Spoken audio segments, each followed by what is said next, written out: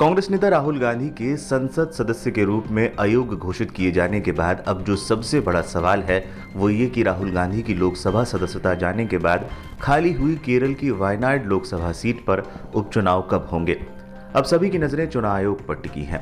गुजरात के सूरत की एक अदालत द्वारा गुरुवार को मानहानि के एक मामले में दोषी ठहराए जाने और 2 साल की जेल की सजा के बाद राहुल गांधी को अयोग्य ठहराया गया।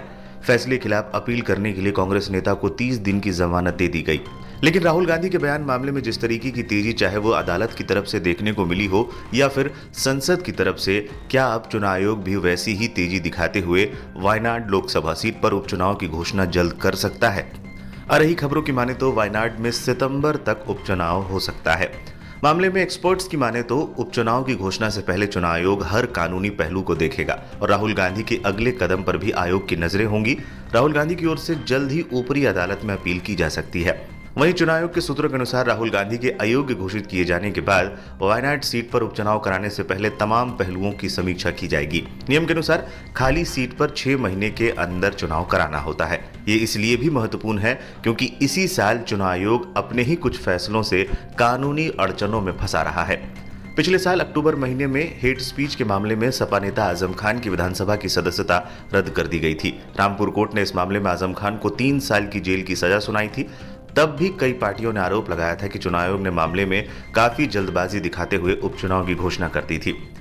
इसी साल जनवरी में लक्षद्वीप के पूर्व सांसद फैजल को हत्या के प्रयास के मामले में दोषी करार दिए जाने के बाद आयोग ने तुरंत उपचुनाव की घोषणा की थी। हालांकि केरल हाईकोर्ट ने लक्षद्वीप के पूर्व सांसद मोहम्मद फैजल की सजा को निलंबित कर दिया था। इसके बाद आयोग को अपनी अधिसूचना वापस लेनी पड़ी थी। ऐसे ही एक अन्य मामले में आयोग को सुप्रीम कोर्ट से कड़ी टिप्पणी का सामना भी करना पड़ा था।